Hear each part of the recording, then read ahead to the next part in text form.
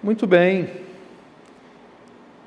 Tenho certeza que alguns de vocês já passaram por dificuldades e imagino que você vá se identificar com alguma situação que eu mencionar aqui. Você já passou por um momento de crise?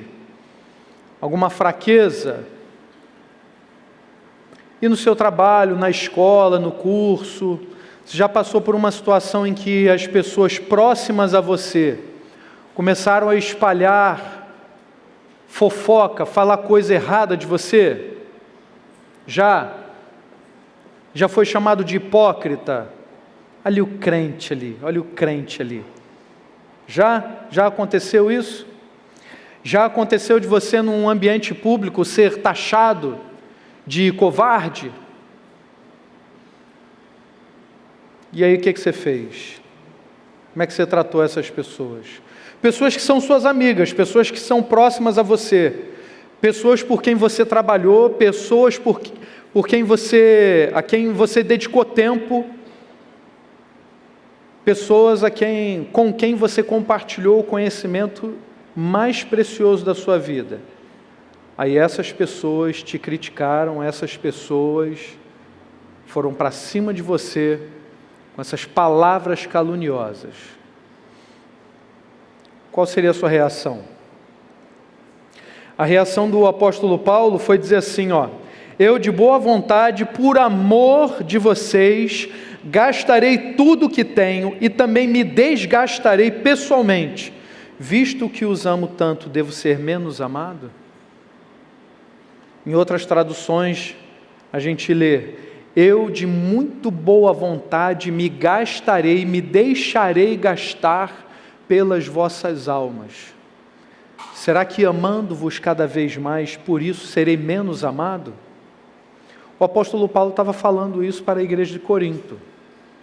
Uma igreja que ele dedicou tempo, esforço, trabalho, pregou o evangelho, dedicação total a eles. E essa mesma igreja estava taxando ele de covarde, hipócrita. Diziam de Paulo, por carta, ele é durão. As cartas dele são duras e fortes, mas ele pessoalmente não impressiona, e a sua palavra é desprezível. Foi esse tipo de fofoca que chegou aos ouvidos do apóstolo Paulo. Ele cita isso lá em 2 Coríntios 10. Verso 9 e 10, ele diz, não quero que pareça que estou tentando amedrontá-los com as minhas cartas, pois alguns dizem, as cartas dele são duras e fortes, mas ele pessoalmente não impressiona, e a sua palavra é desprezível.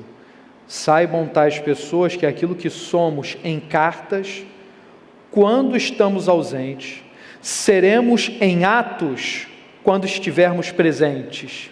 Paulo está mandando um recado, né? Recado bem dado. O que a gente quer meditar com os irmãos nessa noite, ainda que a gente ainda não chegou no texto principal, mas eu já criei o cenário para você entender aquilo que Paulo vai falar daqui a pouco, dizendo que o poder de Deus se aperfeiçoa na fraqueza. E ele ainda diz, quando eu sou fraco, aí é que sou forte. Para a gente entender essa palavra dele, a gente precisa entender esse contexto que ele estava vivendo com a igreja de Corinto. É necessário que a gente entenda esse contexto para pesar bem cada palavra dele, para a gente entender como essas palavras, tanto dos coríntios para com ele, foram contundentes, quanto as palavras de Paulo, ainda que pareçam para nós em alguma situação mais pesadas, para que a gente também entenda a razão do apóstolo Paulo, inclusive ter que defender o seu apostolado, a sua autoridade apostólica. Eles diziam assim, as suas cartas são duras, mas pessoalmente ele não impressiona. Você pode imaginar uma coisa dessa sobre o apóstolo Paulo? A maior parte do Novo Testamento são as cartas do apóstolo Paulo. Um homem tremendamente usado por Deus. Você pode imaginar uma igreja falando isso do seu pastor? Paulo, fraco. Vocês já leram Romanos? 1 e 2 Coríntios? Gálatas, Efésios, já leram? Já leram o Novo Testamento todo? Você imagina alguém dizendo isso do apóstolo Paulo? Ele é fraco, suas palavras são desprezíveis. Será que alguém poderia desprezar a palavra do Evangelho, a pregação do Evangelho? Porque essas são as palavras do apóstolo Paulo. Paulo ainda vai dizer que ele sofria por causa dos pecados dos coríntios, sofria por causa dos pecados daquela igreja, e sofria até uma pressão interior por preocupação com todas as igrejas. Em 2 Coríntios 11, 28 ele diz: além disso, enfrento diariamente uma pressão interior, a saber, a minha preocupação com todas as igrejas. Paulo teve que enfrentar um problema dos falsos apóstolos, teve que defender o seu ministério diante desses outros mestres que estavam pregando um evangelho diferente do dele. Ele ainda vai ter que dizer: eu não sou inferior a esses super apóstolos, pessoas que se apresentavam com boa aparência à igreja, mas diziam um evangelho totalmente diferente. Paulo diz assim: todavia não me julgo nem um pouco inferior a esses super apóstolos. Eu posso não ser um orador eloquente, contudo tenho conhecimento. Está dizendo em 2 Coríntios 11 também. Pode imaginar Paulo falando isso de si? Eu posso não ser um orador eloquente? Não ser um orador eloquente, Paulo? Ele chega a esse exagero para falar com os coríntios. E ainda completa: quando estive entre vocês e passei por alguma necessidade, não fui um peso para ninguém, pois os irmãos, quando vieram da Macedônia, supriram aquilo de que eu necessitava. Fiz tudo para não ser pesado a vocês e continuarei a agir assim. Tão certo como a verdade de Cristo está em mim, ninguém na região da Acaia poderá privar-me deste orgulho. Por quê? Porque não amo vocês? Deus sabe que os amo. Paulo fez um esforço a mais para não ser pesado à igreja de Corinto. Ele recebia as ofertas de outras igrejas, para que não fosse um peso àquela igreja. E parece até que nessas picuinhas da igreja de Corinto com ele, parece que eles estavam assim estavam chateadinhos, estavam achando que eram menores em relação a outras igrejas, ficaram com o orgulho ferido. Paulo não está aceitando nossas ofertas. Ele o fez por amor, e é exatamente isso que ele está falando aqui. Será que eu não amo vocês? É claro que eu amo vocês. E todo esse esforço foi para quê? Para demonstrar ainda mais o meu amor por vocês. E enquanto isso, na igreja de Corinto, Paulo é fraco. A palavra dele, desprezível. Muito bem. E ele continua, tendo que defender o seu ministério diante da igreja. Ele teve que fazer referência aos sofrimentos físicos, materiais que ele passou, e ainda elencar as visões, as revelações que ele teve, mas não para se orgulhar. A gente vai ver que ele se orgulha, na verdade, nas suas fraquezas. E é importante que você ouça as palavras do apóstolo Paulo para você entender a gravidade dessa situação aqui. Para minha vergonha, ele diz em 2 Coríntios 11, a partir do verso 21, para minha vergonha, admito que fomos fracos demais para isso. Naquilo em que todos os outros se atreviam a gloriar-se, falo como um insensato, eu também me atrevo. São eles hebreus? Eu também. São israelitas? Eu também. São descendentes de Abraão? Eu também. São eles servos de Cristo? Estou fora de mim para falar desta forma. Eu ainda mais. Trabalhei muito mais, fui encarcerado mais vezes, fui açoitado mais severamente e exposto à morte repetidas vezes. 5 vezes recebi dos judeus 39 açoites, 3 vezes fui golpeado com varas, 1 vez apedrejado, 3 vezes sofri naufrágio, passei uma noite e um dia exposto à fúria do mar. Estive continuamente viajando de uma parte a outra, enfrentei perigos nos rios, perigos de assaltantes, perigos dos meus compatriotas, perigos dos gentios, perigos na cidade, perigos no deserto, perigos no mar e perigos dos falsos irmãos. Trabalhei arduamente, muitas vezes fiquei sem dormir, passei fome, sede, e muitas vezes fiquei em jejum, suportei frio e nudez. Além disso, enfrento diariamente uma pressão interior, a saber, a minha preocupação com todas as igrejas. Quem está fraco, que eu não me sinta fraco. Quem não se escandaliza, que eu não me queime por dentro. Se devo orgulhar-me, que seja nas coisas que mostram a minha fraqueza. Estão percebendo as palavras aqui do apóstolo Paulo? Quantas e quantas coisas que ele teve que passar? E lembram das primeiras palavras que eu disse aqui? Se você acha que está passando por algum problema, tem alguma necessidade, você vai ver que é bem menor do que você pensava. A gente não passou nem 1/10 do que o apóstolo Paulo passou, por amor à igreja, por amor ao Evangelho. E ele foi uma das vítimas mais famosas daquilo que a gente chama hoje popularmente de fogo amigo. Vejam só, o apóstolo Paulo sofrendo perseguição, sofrendo de fake news a respeito do seu próprio nome, sofrendo na sua reputação, tendo o seu apostolado questionado, a sua moral questionada, a sua honestidade diante de Deus questionada. E ele, com toda a razão, teve que se defender. Não só para colocar os coríntios no seu devido lugar, mas para que eles reconhecessem o lugar que Deus separou para o apóstolo Paulo, a missão para a qual o Senhor separou o apóstolo Paulo. E assim reconhecendo também o devido lugar de Jesus, o devido lugar de Deus na igreja e na vida da igreja. E ele continua em 2 Coríntios 12, agora falando das bênçãos espirituais. É necessário que eu continue a gloriar-me com isso. Ainda que eu não ganhe nada com isso, passarei as visões e revelações do Senhor. Conheço um homem em Cristo, é o próprio apóstolo Paulo. Conheço um homem em Cristo que há 14 anos foi arrebatado ao terceiro céu.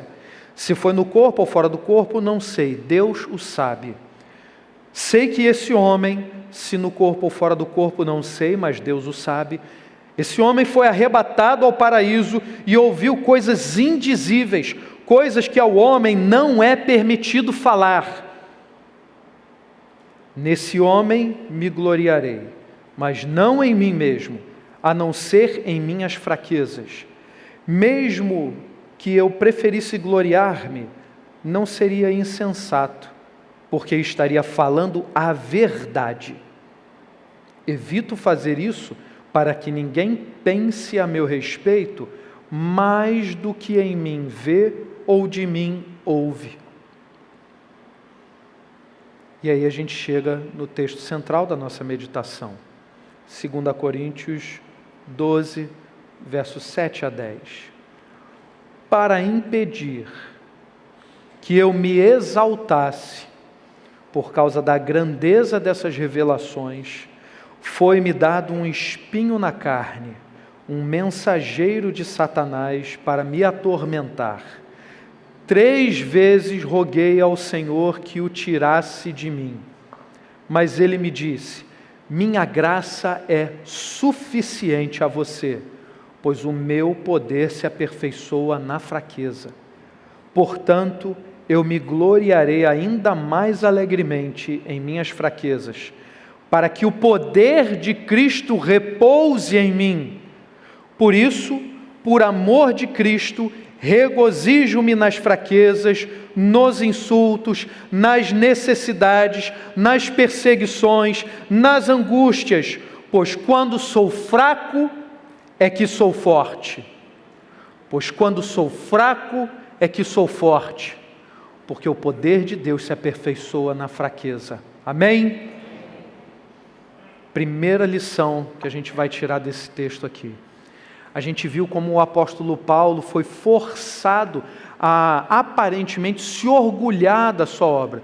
Mas nesse contexto, quando ele está falando de orgulhar-se da sua fraqueza, ele está falando que ele está encontrando satisfação de sofrer por amor a Cristo, satisfação de, diante de Deus, ter recebido as bênçãos espirituais de visões e revelações. Mas não é o orgulho prepotente, vaidoso, porque ele sabe muito bem que o orgulho precede a ruína. Quando ele diz, 2 Coríntios 12, 7, para impedir que eu me exaltasse ou eu me orgulhasse por causa da grandeza dessas revelações, ele se refere àquelas visões e revelações que teve, foi-me dado um espinho na carne, um mensageiro de Satanás para me atormentar.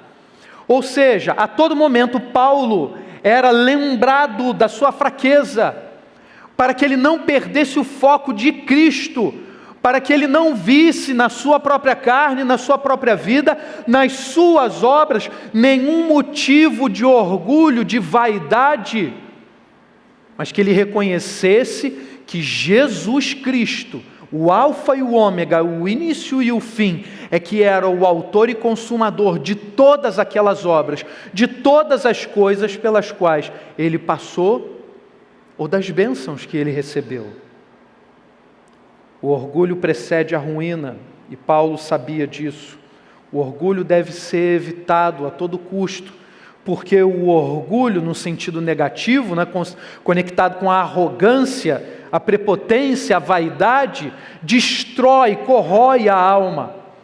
O orgulho enfraquece a alma, produzindo uma ilusão a respeito de nós mesmos. O orgulho faz com que a gente se ache mais do que aquilo que nós realmente somos. E aí nós tiramos o foco de Jesus e mantemos o foco em nós mesmos. Em vez de sairmos em missão, pregando a palavra, fazendo o que Jesus mandou, a gente fica o dia inteiro na frente do espelho. Nossa, como eu sou demais, como eu sou lindo. Nossa, mãe, está faltando um pouquinho de cabelo aqui, mas nada que um hairstylist não resolva. A gente está perdendo tempo com isso. Pode parecer engraçadinho, mas é assim que o orgulho começa. Você merece, né? O orgulho vai fazer isso com a gente, o inimigo, o tentador vai fazer isso com a gente. Você merece. Fica um pouquinho mais aí. Não abre a Bíblia não. Deixa para orar daqui a pouco, você trabalhou hoje o dia inteiro. Não precisa botar o joelho no chão, não está doendo? Não precisa fazer isso não. Vai ligar para aquele irmão? Não, calma. Descansa primeiro. Primeiro é você. E é esse o recado que a gente mais ouve hoje pelo mundo afora. E Paulo está dizendo, para evitar que eu me exaltasse, para que eu me orgulhasse, recebi um espinho na carne. Ele sabia muito bem a mensagem que está lá em Provérbios 16, 18. O orgulho vem antes da destruição e o espírito altivo antes da queda. Isso está na cara. Isso é retratado não só na Bíblia, mas na literatura, nos filmes, desenhos, está em todo lugar. Ninguém aguenta um orgulhoso.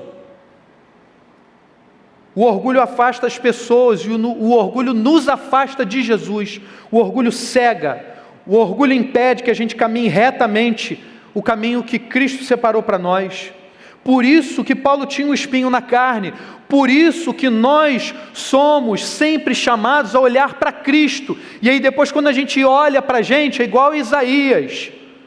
Quando na sua visão contemplou o Senhor e falou, puxa vida, como eu sou ruim, eu sou miserável, eu não presto para nada. Paulo recebeu o espinho na carne para que ficasse alerta, com os olhos em Cristo, e não em qualquer ilusão que o seu ego porventura criaria. Se a gente deixa o orgulho dominar, nós somos presas fáceis para o inimigo. A gente vai ser facilmente destruído. Se a gente ficar só no orgulho, a gente deixa inclusive de cumprir a missão que Deus separou para a gente. E o inimigo adora isso.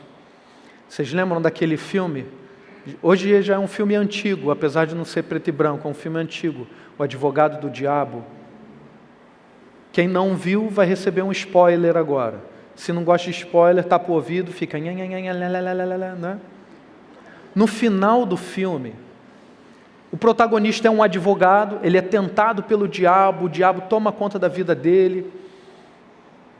Aí lá no final do filme parece que há uma redenção, mas aí o diabo volta para tentá-lo. E aí ele fala assim: você é um advogado muito bom, você venceu no tribunal, precisamos contar a tua história, todo mundo tem que conhecer quem é você. Aí ele fala: não, mas diante de tantos elogios, de tanta vaidade, que o diabo, disfarçado de jornalista, vai lançando sobre aquele advogado, aí ele começa a ceder, começa um sorrisinho de canto de boca, assim, quem sabe, né? Liga para mim. Aí a câmera fecha no jornalista, que era o diabo disfarçado, e aí ele olha para a câmera e diz assim: vaidade, o meu pecado predileto. É o orgulho, é a vaidade. Não é à toa que a tradição cristã reconhece como esse um dos 7 pecados capitais, os pecados principais, os pecados que abrem portas para outros. Quem está de pé, cuida para não cair. O orgulho vem antes da destruição e o espírito altivo antes da queda. Nossa segunda lição que o texto nos mostra: a graça é suficiente. A graça é suficiente.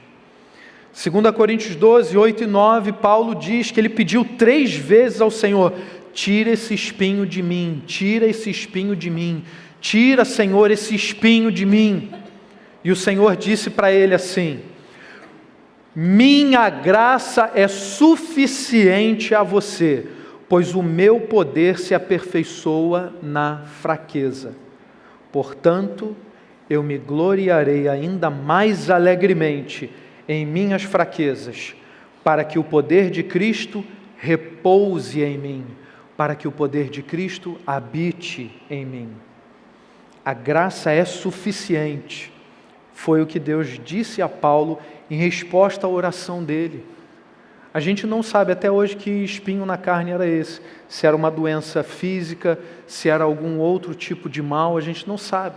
A gente sabe que era um mensageiro de Satanás, a esbofetear a cara de Paulo, mostrando para ele que, minha graça te basta, minha graça te basta, a minha graça é suficiente.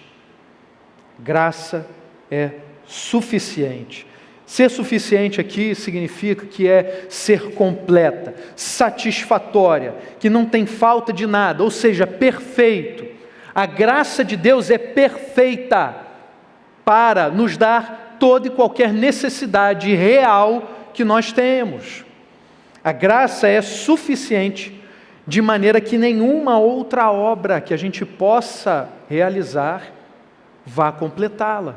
E a graça, como um favor imerecido, como um presente de Deus, está relacionada diretamente à salvação.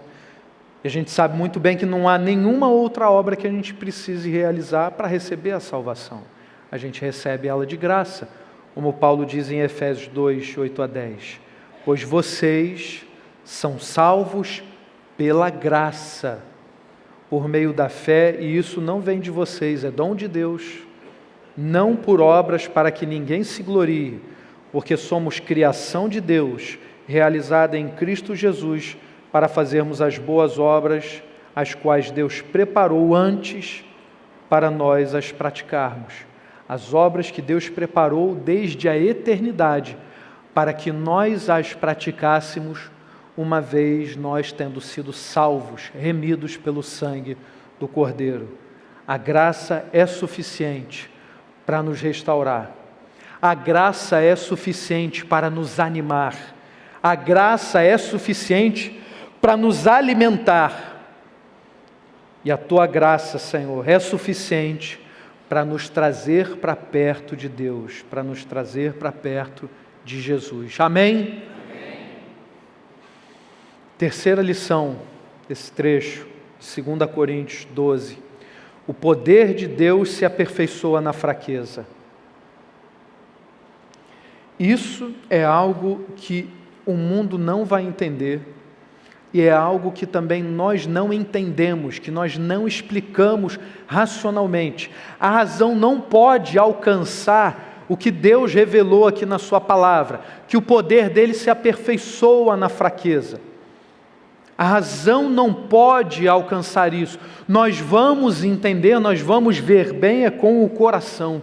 A gente vai entender isso experimentando o poder de Deus. O poder de Deus se aperfeiçoa na fraqueza. 2 Coríntios 12, 9 e 10. Mas ele me disse: minha graça é suficiente a você, pois o meu poder se aperfeiçoa na fraqueza. Agora presta atenção num detalhe, não é que o poder de Deus precise se aperfeiçoar. A gente viu que aperfeiçoar-se é caminhar em direção ao perfeito, é estar sendo preenchido, mas afinal de contas Deus já é perfeito, então nada lhe falta, o poder dele, nada falta a ele. Paulo está se referindo aqui, Deus estava falando para Paulo na perspectiva humana. O poder de Deus, o meu poder se aperfeiçoa na fraqueza, porque quando nós estamos fracos, aí nós vemos o poder de Deus agir, aí nós percebemos o mover de Deus. Não é que falte alguma coisa ao poder de Deus, mas Ele manifesta diante de nós, nas nossas necessidades, nos nossos sofrimentos, nas nossas fraquezas, nós vemos o poder de Deus nos levar em direção a Ele, em direção à perfeição. Por isso que o poder dele se aperfeiçoa na fraqueza. E Paulo continua: portanto eu me gloriarei ainda mais alegremente em minhas fraquezas, para que o poder de Cristo repouse em mim, habite em mim, faça morada em mim. O poder de Deus completa em nós o seu propósito, na nossa fraqueza. Pois quando não resta para a gente nenhuma outra opção, nenhuma outra solução, e aí a gente reconhece aquilo que a gente já deveria ter reconhecido desde o começo, quando a gente enfrenta um problema e começa a tentar resolver com o nosso próprio braço, né? A gente sequer coloca o joelho no chão para levar a Deus em oração. Não tendo feito isso, quando não resta mais força nenhuma, tudo se esgota, aí a gente lembra: ah, Senhor, aí a gente clama ao Senhor, aí a gente vê o poder dele se manifestar, embora o poder dele já estivesse agindo desde a eternidade para a eternidade. Mas é que para nós, ele está aparecendo ali naquele momento de fraqueza, de necessidade, de sofrimento. O objetivo aqui é que o poder de Cristo repouse em nós, que o poder de Cristo habite em nós. E por que que isso é tão importante? Por que que é tão importante reconhecer que o poder de Deus se aperfeiçoa na fraqueza? Porque é justamente o poder, este poder que habita em nós, que move a nossa alma, que anima a nossa alma, que alimenta o nosso espírito, que leva a gente a cumprir a missão, pregar o Evangelho, falar de Jesus Cristo, dizer que só há um nome, um só caminho, verdade e a vida, e que é Jesus Cristo. É o poder de Deus que habita em nós.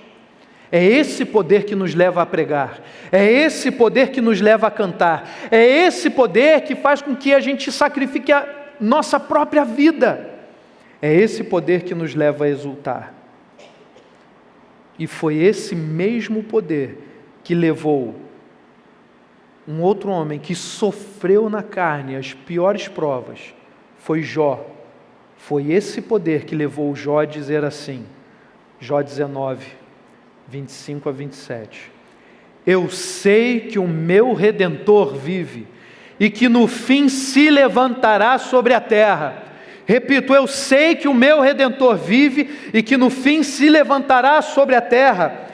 E depois que o meu corpo estiver destruído e sem carne, verei a Deus. eu o verei com os meus próprios olhos, eu mesmo e não outro, como anseia no meu peito o coração. Jó ansiava ver Deus, ele sabia que não havia coisa melhor do que ver Deus, estar com Deus. Um homem que passou por sofrimentos físicos inimagináveis, aquelas pessoas mais próximas a ele, seus amigos, dizendo: para com isso, confessa seus pecados, vamos embora, acaba logo com essa vida. A mulher, a própria esposa, amaldiçoa seu Deus e morre, acaba logo com isso. E Jó totalmente desolado. Mas diante de todas aquelas provas, não, ele não voltou atrás, ele não negou a Deus, e ele disse: eu sei que o meu Redentor vive, e que por fim se levantará sobre a terra. Eu sei que o meu Redentor vive. Paulo sabia que o Redentor dele estava vivo. Nós sabemos que o nosso Redentor está vivo. O poder de Deus se aperfeiçoa na fraqueza. O poder de Deus que habita em nós é que nos faz testemunhar que o nosso Redentor está vivo. É o poder de Deus vivo em nós que se manifesta até nas nossas fraquezas, nos nossos sofrimentos, nas nossas necessidades. E já que esse poder habita em nós, eu sugiro que a gente faça pelo menos duas coisas, nossas aplicações.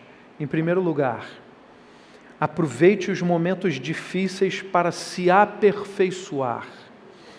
Aproveite os momentos difíceis para se agarrar a Deus, para ter mais intimidade com Deus, buscar mais a Jesus. Paulo disse: minha graça é suficiente a você, pois o meu poder se aperfeiçoa na fraqueza. Portanto, eu me gloriarei ainda mais alegremente em minhas fraquezas, para que o poder de Cristo repouse em mim. Paulo disse que se gloriaria nas fraquezas, porque essas fraquezas eram oportunidade dele experimentar ainda mais a presença de Deus. Quando está tudo bem, a gente acaba relaxando, né? A gente deixa de orar 3 vezes ao dia. Né? Quando a gente está de barriga cheia, a gente olha aquele bife maravilhoso na nossa frente, a gente já ataca, já deu 5 garfados, depois que lembra, tinha que dar graças, tinha que agradecer. Não é? Quando está tudo bem, a gente não recorre a Deus, a gente se esquece. A gente não pode repetir essa história na nossa vida, porque é esse o resumo da história do povo de Deus no Antigo Testamento. Inúmeras vezes, quando as coisas estavam ruins, jogava as mãos para o céu, clamava: Senhor, Senhor, Senhor. Quando ficava tudo bem, eles davam as costas para Deus e iam para onde? Procurar outros deuses. Esse Deus aqui é mais maneiro, olha só, gigante, tem quase 5 metros de altura esse Deus, tem cara de cachorro, olha que coisa linda esse Deus, olha esse poste enorme aqui desse Deus aqui, eu vou adorar esse negócio aqui, olha esse bezerro de ouro, coisa linda, reluzente. Não se engane, se o povo de Deus que viu o poder de Deus manifesto em obras físicas e espirituais, eles caíram, nós vamos cair. Então, se na tua vida tem um espinho na carne, faça como Paulo, pode pedir a Deus: Senhor, tira esse espinho. Mas se Deus disser para você: minha graça te basta, então você dê glória a Deus e repita: eu sei que o meu Redentor vive, e o poder de Deus se aperfeiçoa na fraqueza. Quando estou fraco, é eu que sou forte. Aproveite o momento de fraqueza, de sofrimento, de provação, para se aperfeiçoar, para buscar ser mais parecido com Jesus. E aí tem um detalhe importante: não busque essa perfeição, este aperfeiçoamento sozinho. Muita gente se engana, pensando que vou provar isso aqui, vou passar sozinho. Vi, venci. sou bom diante de Deus. Deus não nos tirou do poder das trevas para a gente viver esse tipo de vida. Ele nos colocou no corpo de Cristo. Se você está padecendo um sofrimento, se você está padecendo uma fraqueza, se tem aí um espinho na tua carne te incomodando, você precisa compartilhar. Tem um pecado escondido aí que está te impedindo de viver a plenitude de uma vida espiritual, experimentar o poder do Espírito Santo. Então confessa isso, confessa. Tira essa pedra da sua vida, porque olha o que diz Provérbios 27:17, assim como o ferro afia o ferro, o homem afia o seu companheiro, um amigo afia outro amigo, um amigo aperfeiçoa outro amigo. O poder de Deus se aperfeiçoa na fraqueza. Aproveite esses momentos para se aperfeiçoar, mas não faça isso sozinho, compartilhe, e aí você vai ver que o ferro afia o ferro. Um amigo ajuda outro amigo. Nós caminhamos juntos, unidos, pelo poder de Jesus, como um só corpo.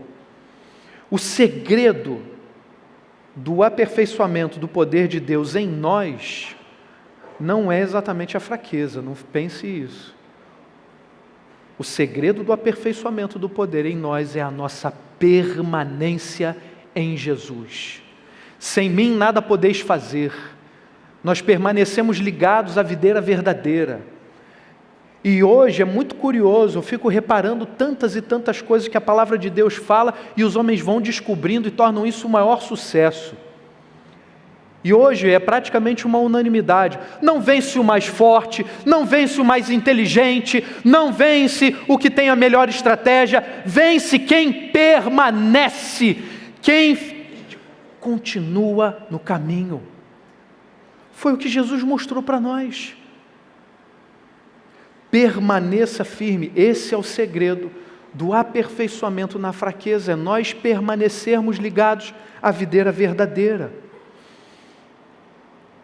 Aproveite então os momentos de maior necessidade para se aperfeiçoar, mas não se aperfeiçoe sozinho e permaneça ligado à videira verdadeira. Segunda aplicação, alegre-se nas necessidades. Essa é uma das coisas que parece para o mundo das coisas mais loucas que o crente vive. No momento de sofrimento, no momento de dor, no momento de necessidade, a gente está rindo, dando glória a Deus. Eu sei que o meu Redentor vive, eu estou cantando, eu estou exultando, eu estou dando glória a Deus, aleluia! Nas minhas fraquezas, nos meus sofrimentos, é aí que eu vou clamar com maior força ainda, glória, aleluia! Será que a gente está fazendo isso? Ou a gente está reclamando? Eu tenho certeza, eu desafio todo mundo que está aqui, desafio até as pessoas que porventura vão ver essa mensagem depois, ou que estão acompanhando a gente de casa, eu desafio que alguém aqui tenha passado por sofrimentos e provações tão grandes quanto as do apóstolo Paulo. Se eu estiver errado, não tem o menor problema, só que eu tenho a maior curiosidade de conhecer a tua história. Eu quero conhecer o teu testemunho. 5 vezes açoitado, 39 vezes, perseguido pelos judeus,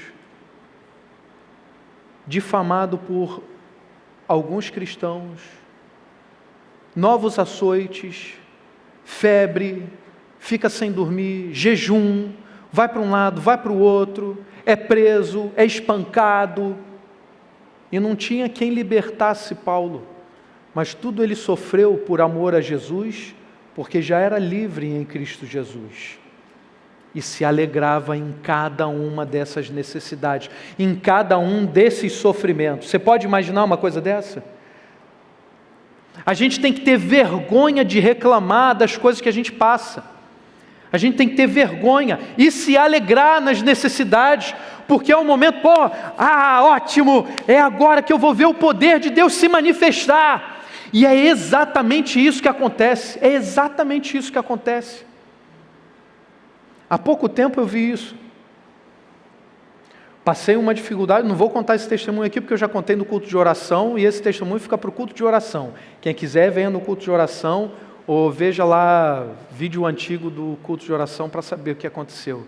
Mas no momento de necessidade, de desespero, eu pensando que eu tinha que ligar para alguém, por favor, alguém venha me ajudar. E o Senhor mandou um anjo dele, um irmão da igreja oceânica, para me socorrer no momento de necessidade.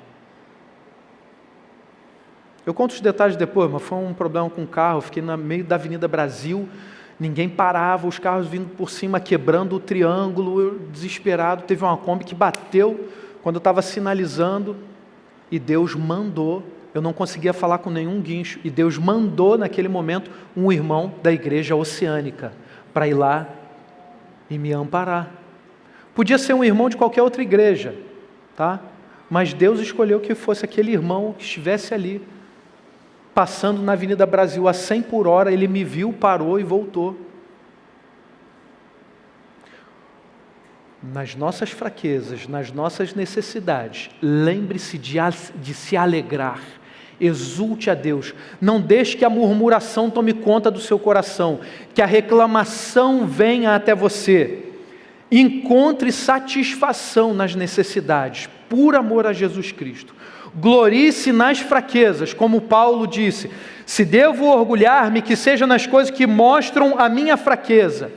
Ou como ele falou, aprendi o segredo de viver contente em toda e qualquer situação, como ele falou em Filipenses 4. Mas por que ele aprendeu a viver contente em toda e qualquer situação e se alegrar nas necessidades? Porque ele permaneceu em Cristo. Como ele fala em Filipenses 4,13, tudo posso naquele que me fortalece, naquele que me fortalece. Posso todas as coisas enquanto estou na videira verdadeira, enquanto permaneço em Cristo, porque fora de Cristo é morte. Agora, se caminhamos com Cristo, vivemos a alegria. E para não ficar só no exemplo do apóstolo Paulo, para você saber que a palavra é real, eu vou citar só mais um exemplo, só mais um testemunho. Apesar de termos inúmeros exemplos.